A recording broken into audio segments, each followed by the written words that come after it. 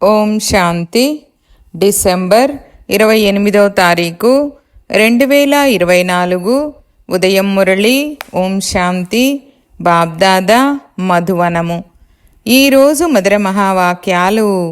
బాబా చెప్తున్నారు, మధురమైన పిల్లలు, సర్వ ఖజానాలతో మిమ్మల్ని సంపన్నంగా చేసేందుకు తండ్రి వచ్చారు. మీరు కేవలం ఈశ్వరీయ మతమును అనుసరించండి. బాగా పురుషార్థము చేసి వారసత్వము తీసుకోండి. మాయతో ఓడిపోకండి. ప్రశ్న: ఈశ్వరీయ మతము, దైవీ మతము మరియు మనుష్య మతాలకు గల ముఖ్యమైన వ్యత్యాసమేది? జవాబు: ఈశ్వరీయ మతము ద్వారా పిల్లలైన మీరు తిరిగి మీ ఇంటికి వెళ్తారు. మళ్ళీ నూతన ప్రపంచంలో ఉన్నత పదవిని పొందుతారు. దైవీ మతము ద్వారా మీరు సదా సుఖంగా ఉంటారు. ఎందుకంటే అది కూడా తండ్రి ద్వారా ఈ సమయంలోనే లభించిన మతము. అయితే మళ్ళీ క్రిందకు దిగుతారు. మానవ మతము మిమ్మల్ని దుఃఖితులుగా చేస్తుంది. ఈశ్వరీయ మతమును అనుసరించేందుకు మొట్టమొదట చదివించే తండ్రిపై పూర్తి నిశ్చయం ఉండాలి. ఓం శాంతి. తండ్రి అర్థమునైతే తెలిపించారు.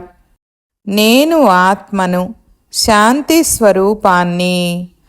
ఓం శాంతి అన్నప్పుడు ఆత్మకు తన ఇల్లు గుర్తుకొస్తుంది. నేను ఆత్మ, శాంతి స్వరూపాన్ని. తర్వాత కర్మేంద్రియాలు లభించినప్పుడు శబ్దములోకి వస్తుంది. మొదట కర్మేంద్రియాలు చిన్నవిగా ఉంటాయి. తర్వాత కర్మేంద్రియాలు పెద్దవిగా అవుతాయి. ఇప్పుడు పరమపిత పరమాత్మ నిరాకారుడు. మాట్లాడాలంటే వారికి కూడా రథము కావాలి. ఆత్మలైన మీరు ఎలాగైతే పరంధామములో ఉండి ఇక్కడకు వచ్చి టాకీగా అవుతారో, అలాగే తండ్రి కూడా చెప్తున్నారు, మీకు జ్ఞానమిచ్చేందుకు నేను కూడా టాకీగా అయ్యాను. తండ్రి తన పరిచయాన్ని, తన రచన ఆది మధ్యాంతాల పరిచయాన్ని ఇస్తున్నారు. ఇది ఆత్మిక చదువు. అది భౌతికమైన శారీరక చదువు. వారు స్వయాన్ని శరీరంగా భావిస్తారు. మనము ఆత్మలము. ఈ చెవుల ద్వారా వింటున్నామని ఇతరులెవ్వరూ చెప్పరు. ఆ తండ్రి పతిత పావనులని పిల్లలైన మీరిప్పుడు అర్థం చేసుకున్నారు. వారే వచ్చి స్వయంగా వారెలా వస్తారో అర్థం చేయిస్తున్నారు. మీ వలె నేను గర్భములో ప్రవేశించను. నేను ఇతనిలో ప్రవేశిస్తాను. ఇక ఏ ప్రశ్నలు రావు. ఇది నా రథము. ఇతనిని తల్లి అని కూడా అంటారు. అన్నింటికంటే పెద్ద నది బ్రహ్మపుత్ర. ఇది అన్నింటికంటే పెద్ద నది, కానీ నీటి నది కాదు. ఇది మహానది, అనగా అన్నింటికంటే పెద్ద జ్ఞాన నది. కనుక తండ్రి ఆత్మలకు అర్థం చేయిస్తున్నారు, నేను మీ తండ్రిని. మీరు ఎలా మాట్లాడుతున్నారో నేను కూడా అలా మాట్లాడుతున్నాను. నా పాత్ర అందరికంటే చివరిలో ఉంది. మీరు పూర్తిగా పతితమైనప్పుడు మిమ్మల్ని పావనంగా చేసేందుకు నేను రావలసి వస్తుంది. ఈ లక్ష్మీనారాయణలను ఇలా తయారు చేసిందెవరు? ఈశ్వరుడు తప్ప ఇతరులెవ్వరూ చెయ్యలేరు. అనంతమైన తండ్రే స్వర్గానికి యజమానులుగా చేసి ఉంటారు కదా. ఆ తండ్రే జ్ఞానసాగరులు. నేను ఈ మానవ సృష్టికి చైతన్య బీజమునని వారే చెప్తారు. ఆది మధ్యాంతాలు నాకు తెలుసు. నేను సత్యమును, చైతన్య బీజ రూపాన్ని. ఈ సృష్టి వృక్ష జ్ఞానము నాలో మాత్రమే ఉంది. దీనిని సృష్టి చక్రము లేక డ్రామా అని అంటారు. ఇది తిరుగుతూనే ఉంటుంది. ఆ హద్దులోని డ్రామా 2 గంటలు ఉంటుంది. ఈ డ్రామా రీలు 5000 సంవత్సరాలది. సమయము గడిచే కొలది 5000 సంవత్సరాల కంటే తక్కువవుతూ పోతుంది. మొదట మనము దేవీదేవతలుగా ఉండేవారమని మీకు తెలుసు. నెమ్మదిగా మనము క్షత్రియ కులములోకి వచ్చేశాము. ఈ రహస్యమంతా బుద్ధిలో ఉంది కదా.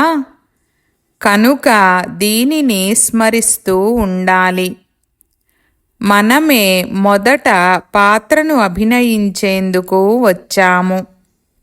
కావున మనమే దేవీదేవతలుగా ఉండేవారము.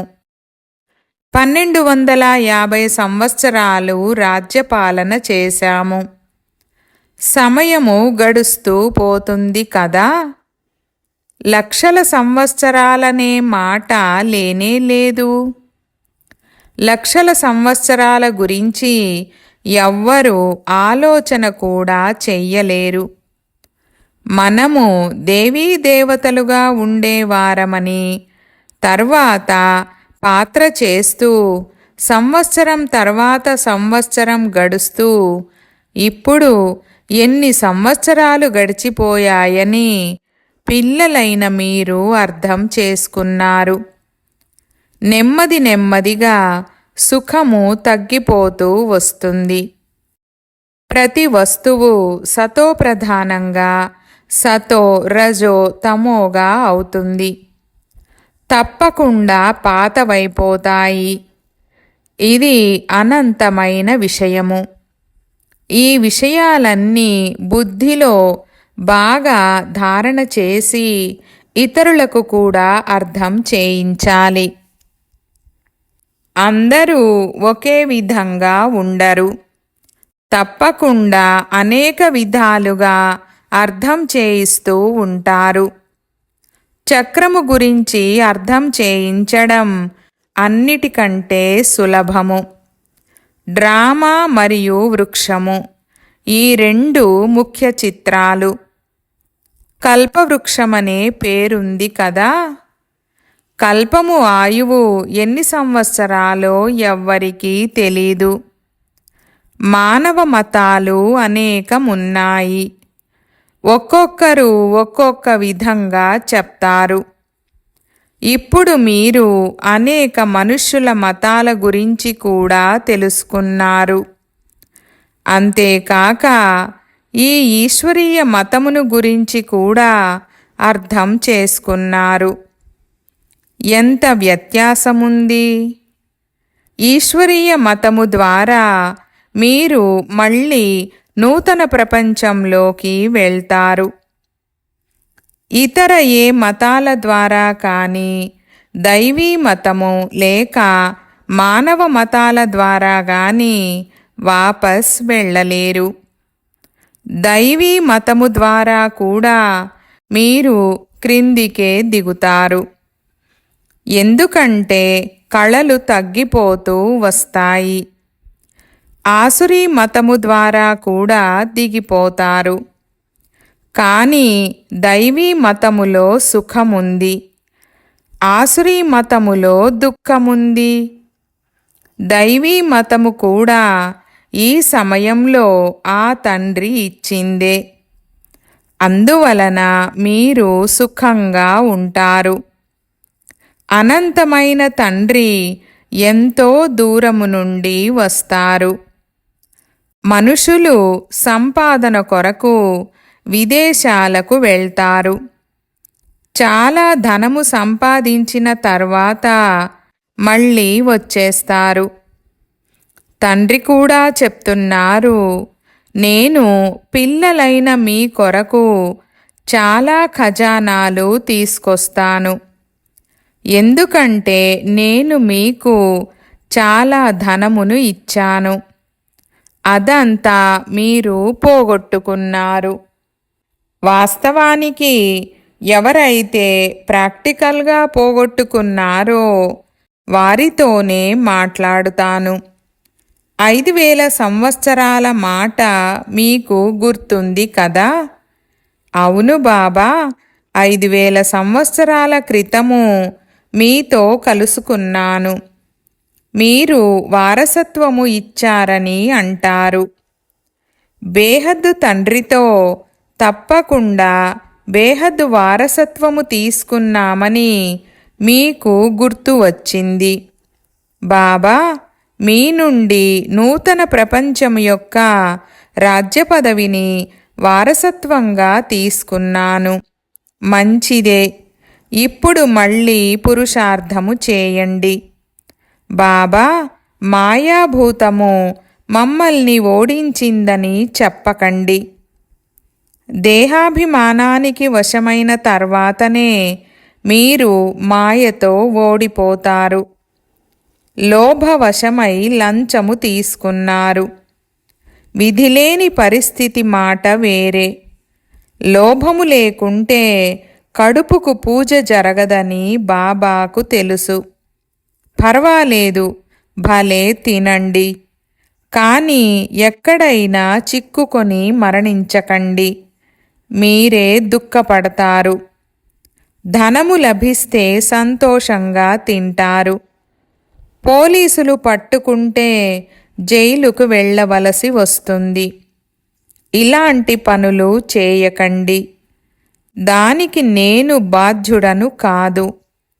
పాపము చేస్తే జైలుకు వెళ్తారు. అచ్చట జైళ్ళు మొదలైనవి ఉండవు. డ్రామా ప్లాను అనుసారము కల్పక్రితము ఎలా వారసత్వము 21 జన్మలకు లభించిందో మళ్ళీ అదే విధంగా తీసుకుంటారు. మొత్తం రాజధాని అంతా తయారవుతుంది. పేద ప్రజలు, ధనిక ప్రజలు, కానీ అక్కడ దుఃఖము ఉండదు. ఈ తండ్రి గ్యారంటీ ఇస్తున్నారు. అందరూ ఒకే విధంగా తయారవ్వలేరు.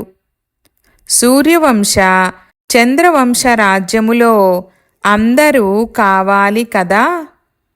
తండ్రి మనకు విశ్వచక్రవర్తి పదవిని ఎలా ఇస్తున్నారో పిల్లలకు తెలుసు. మళ్ళీ మనము క్రిందకు దిగిపోతాము. అంతా స్మృతికి వచ్చింది కదా. పాఠశాలలో చదువు గుర్తుంటుంది కదా. ఇక్కడ కూడా తండ్రి స్మృతినిప్పిస్తున్నారు.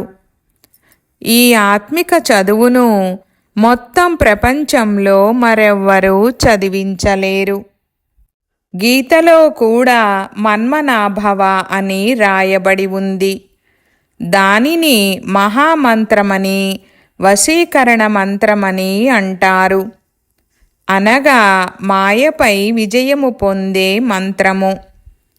మాయను జయిస్తే జగత్తును జయిస్తారు. పంచవికారాలనే మాయా అని అంటారు. రావణుని చిత్రము చాలా స్పష్టంగా ఉంది. పంచవికారాలు స్త్రీలోనివి, పంచవికారాలు పురుషునిలోనివి. వాటి ద్వారా గాడిదగా అనగా తట్టుగా అయిపోతారు. అందువలన రావణునిపై గాడిద తలను చూపిస్తారు. జ్ఞానము లేనప్పుడు మనము కూడా అలాగే ఉండేవారమని మీరిప్పుడు తెలుసుకున్నారు. తండ్రి కూర్చొని ఎంతో రమణీకంగా విషయాలను చదివిస్తారు. ఆయన సుప్రీం టీచర్. వారి ద్వారా మనము ఏం చదువుకుంటున్నామో దానిని మళ్ళీ ఇతరులకు వినిపిస్తాము. మొదట చదివించే వారిలో నిశ్చయము చేయించాలి. ఆ తండ్రి మాకు ఈ విషయాలను అర్థం చేయించారని చెప్పండి. మీరు వింటారో వినరో మీ ఇష్టము. వీరు అనంతమైన తండ్రి కదా. శ్రీమతమే శ్రేష్టంగా చేస్తుంది. కనుక శ్రేష్టమైన నూతన ప్రపంచము కూడా తప్పకుండా కావాలి కదా. మనము మురికి ప్రపంచంలో ఉన్నామని ఇప్పుడు మీరు అర్థం చేసుకున్నారు. ఇతరులెవ్వరూ అర్థము చేసుకోలేరు. అక్కడ మనము స్వర్గములో వైకుంఠములో సదా సుఖంగా ఉంటాము. ఇక్కడ నరకంలో ఎంతో దుఃఖములో ఉన్నారు. దీనిని నరకము అనండి, లేక విషయ వైతరిణి నది అనండి. పేరు ఏదైనా ఇది పాత చీచీ ప్రపంచము. సత్యయుగ స్వర్గమెక్కడా, కలియుగ నరకమెక్కడా అని మీరిప్పుడు ఫీల్ చేస్తారు.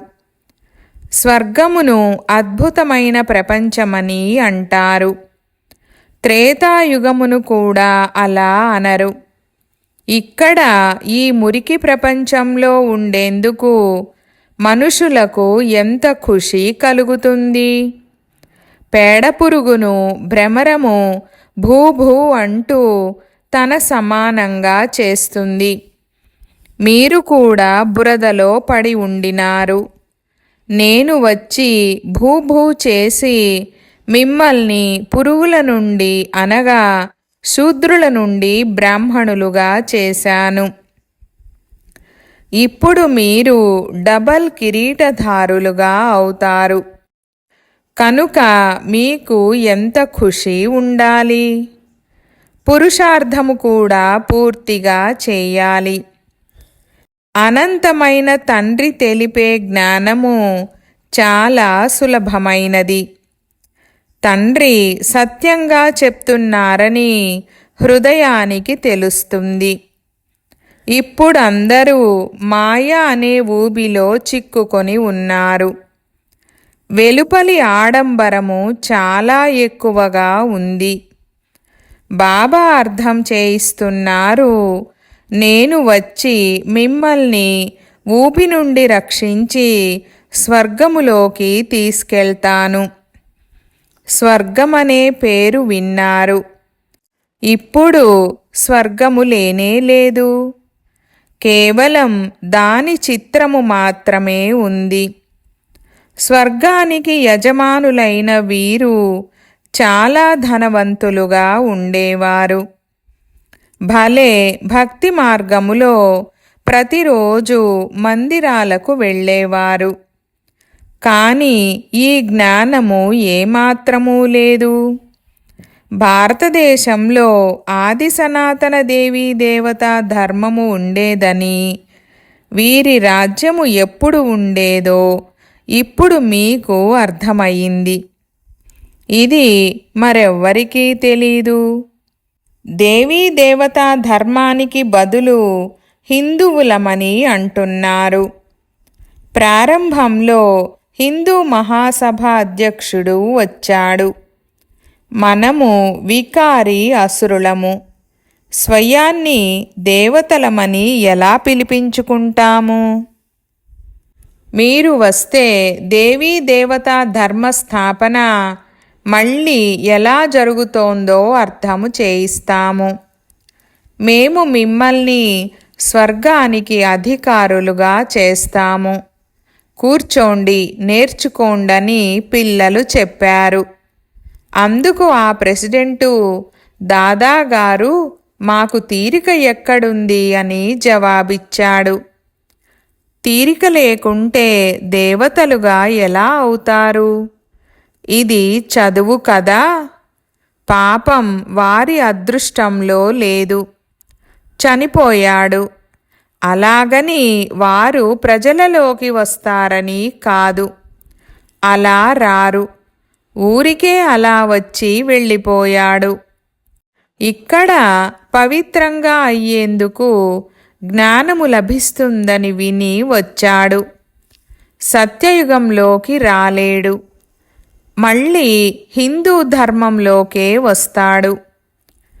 మాయ చాలా ప్రబలమైనదని పిల్లలైన మీరు అర్థం చేసుకున్నారు. ఏదో ఒక తప్పు చేయిస్తూ ఉంటుంది. ఏదైనా ఎప్పుడైనా విరుద్ధమైన పాపము జరిగితే తండ్రికి సత్యమైన హృదయముతో వినిపించాలి. రావణ ప్రపంచంలో పాపాలు జరుగుతూనే ఉంటాయి. అనేక జన్మల పాపులమని అంటూ ఉంటారు. ఇది ఎవరన్నారు? ఆత్మనే చెప్తుంది. తండ్రి ముందు లేక దేవతల ముందుకెళ్ళి ఆత్మనే ఇలా అంటుంది. జన్మ జన్మల నుండి మనము తప్పకుండా పాపము చేస్తూ వచ్చామని ఇప్పుడు మీరు ఫీల్ చేస్తున్నారు. రావణ రాజ్యములో మీరు పాపాలు తప్పకుండా చేశారు. అనేక జన్మల నుండి చేసిన పాపాలనైతే వర్ణించలేరు. ఈ జన్మలోనివి వర్ణించగలరు. అవి వినిపించినా తేలికగా అవుతారు. సర్జన్ ముందు జబ్బు ఏమిటో వినిపించాలి. ఫలానా వారిని చంపాను, దొంగతనము చేశాను, ఇలా వినిపించేందుకు సిగ్గుపడరు. కానీ వికారాల గురించి వినిపించేందుకు సిగ్గుపడతారు. సర్జన్ ముందు సిగ్గుపడితే జబ్బు ఎలా బాగవుతుంది? చెప్పకపోతే లోపల మనసును తింటూ ఉంటుంది. తండ్రిని స్మృతి చెయ్యలేరు. సత్యము వినిపిస్తే స్మృతి చేయగలరు. తండ్రి అంటున్నారు, నేను సర్జన్ను. మీకు ఎన్ని మందులు ఇస్తున్నాను? మీ శరీరము సదా కంచనంగా అవుతుంది. సర్జన్కు తెలిపినందున తేలికైపోతారు. కొంతమంది వారంతకు వారే రాస్తారు, బాబా మేము జన్మ జన్మాంతరాలు పాపము చేశాము. పాపాత్మల ప్రపంచములో పాపాత్మలుగానే అయ్యాము. ఇప్పుడు తండ్రి చెప్తున్నారు, పిల్లలు పాపాత్మలతో ఇచ్చుపుచ్చుకునే వ్యవహారము చేయరాదు. ఈ తండ్రి సత్యమైన సద్గురువు, అకాలమూర్తి. వారెప్పుడూ పునర్జన్మను తీసుకోరు. వారు అకాల తఖ్తని పేరుంచారు. కానీ వారికి అర్థము తెలియదు. తండ్రి అర్థం చేయించారు, ఇది ఆత్మల సింహాసనము, భృకుటిలోనే శోభిస్తుంది. తిలకము కూడా ఇక్కడే దిద్దుకుంటారు కదా. నిజానికి తిలకము ఒక బిందువు వలె ఉంచుకునేవారు. ఇప్పుడు మీకు మీరే తిలకమునిచ్చుకోవాలి. తండ్రిని స్మృతి చేస్తూ ఉండండి. ఎవరైతే చాలా సర్వీసు చేస్తారో వారు పెద్ద మహారాజులుగా అవుతారు. నూతన ప్రపంచములో పాత ప్రపంచములోని చదువును చదవరు. అందువలన ఇంత ఉన్నతమైన చదువుపై చాలా అటెన్షన్ ఇవ్వాలి. ఇక్కడ కూర్చొని ఉన్న కొంతమంది బుద్ధియోగము బాగుంటుంది, కొంతమందిది ఎక్కడెక్కడికో వెళ్ళిపోతుంది. కొందరు 10 నిమిషాలు, కొంతమంది 15 నిమిషాలని రాస్తారు. ఎవరి చార్టు బాగుంటుందో వారికి నష ఎక్కుతుంది. బాబా, ఇంత సమయము మేము మీ స్మృతిలో ఉన్నాము. 15 నిమిషాల కంటే ఎక్కువ సమయము మేము మీ స్మృతిలో ఉన్నామని ఎవ్వరూ రాయలేరు. బుద్ధి అటూ ఇటూ పరిగెడుతూ ఉంటుంది. అందరూ ఏకరసంగా అయితే కర్మాతీత స్థితి వచ్చేస్తుంది. తండ్రి ఎంతో మధురాతి మధురమైన ప్రియమైన మాటల ద్వారా వినిపిస్తారు. ఈ విధంగా ఏ గురువు నేర్పించలేదు. గురువు ద్వారా కేవలం ఒక్కరు మాత్రమే నేర్చుకోరు. గురువు ద్వారా వేల మంది నేర్చుకుంటారు కదా. సద్గురువు నుండి మీరు ఎంతో నేర్చుకుంటారు. ఇది మాయను వశపరుచుకునే మంత్రము. మాయ అనగా పంచవికారాలు. ధనమును సంపద అని అంటారు. వీరి దగ్గర చాలా సంపద ఉందని లక్ష్మీనారాయణుల గురించి చెప్తారు. లక్ష్మీనారాయణులను ఎప్పుడూ తల్లి తండ్రి అని అనరు. ఆదిదేవుడు ఆదిదేవిని జగత్పిత జగదాంబ అని అంటారు. వీరిని అలా అనరు. వీరు స్వర్గానికి యజమానులు.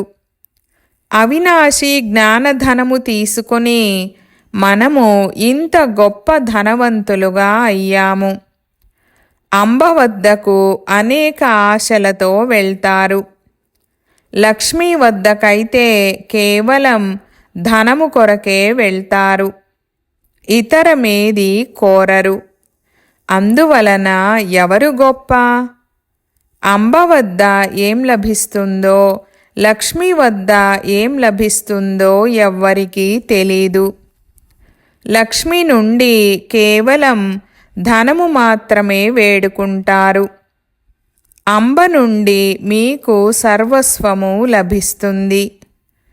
అంబ పేరు చాలా ఎక్కువగా ఉంది. ఎందుకంటే మాతలు దుఃఖము కూడా చాలా సహించవలసి వచ్చింది. అందువలన మాతల పేరు చాలా ప్రసిద్ధి చెందుతుంది. మంచిది. అయినా తండ్రి చెప్తున్నారు, తండ్రిని స్మృతి చేస్తే మీరు పావనంగా అవుతారు. చక్రాన్ని స్మృతి చేయండి. దైవీ గుణాలను ధారణ చేయండి. చాలామందిని మీ సమానంగా చేయండి. మీరు గాడ్ ఫాదర్ విద్యార్థులు. కల్పక్రితము కూడా అయ్యారు. మళ్ళీ ఇప్పుడు కూడా అదే లక్ష్యము.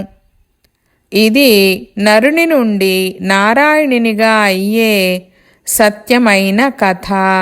మంచిది. मीठे मीठे सिकीलधे बच्चों प्रति मात पिता बाप दादा का याद प्यार और गुड मॉर्निंग। रूहानी बाप की रूहानी बच्चों को नमस्ते। हम रूहानी बच्चों की रूहानी बाप दादा को याद प्यार गुड मॉर्निंग और नमस्ते नमस्ते बाबा नमस्ते। ధారణ కొరకు ముఖ్య సారము 1వ పాయింట్. మీ వ్యాధిని సర్జన్ వద్ద ఎప్పుడూ దాచరాదు. మాయాభూతాల నుండి స్వయాన్ని రక్షించుకోవాలి. స్వయానికి తిలకమునిచ్చుకునేందుకు సేవ తప్పకుండా చేయాలి. 2వ పాయింట్. స్వయాన్ని అవినాశి జ్ఞానధనము ద్వారా ధనవంతులుగా చేసుకోవాలి. ఇప్పుడు పాపాత్ములతో ఇచ్చిపుచ్చుకోరాదు. చదువుపై పూర్తి గమనం ఉంచాలి. వరదానము. ఈ కళ్యాణకారి యుగములో సర్వుల కళ్యాణము చేసే ప్రకృతి జీత్ మాయాజీత్ భవ. వివరణ. సంగమయుగాన్ని కళ్యాణకారి యుగమని అంటారు. ఈ యుగంలో సదా నేను కళ్యాణకారి ఆత్మను, నా కర్తవ్యము మొదట స్వకళ్యాణము చేసుకోవడం, తర్వాత అందరి కళ్యాణం చేయడం అనే స్వమానము సదా గుర్తుండాలి. మనుష్యాత్మలనే కాదు, మేము ప్రకృతికి కూడా కళ్యాణము చేసేవారము. అందుకే ప్రకృతి జీతులని మాయాజీతులని అనబడతాము. ఎప్పుడైతే పురుషుడైన ఆత్మ ప్రకృతి జీతుగా అవుతుందో అప్పుడు ప్రకృతి కూడా సుఖదాయిగా అవుతుంది. వారు ప్రకృతి లేక మాయ యొక్క అలజడిలోకి రాలేరు. వారిపై అకళ్యాణ వాయుమండలం యొక్క ప్రభావం పడదు. స్లోగన్: ఒకరి ఆలోచనలను మరొకరు గౌరవిస్తే మాననీయ, గౌరవనీయ ఆత్మలుగా అవుతారు.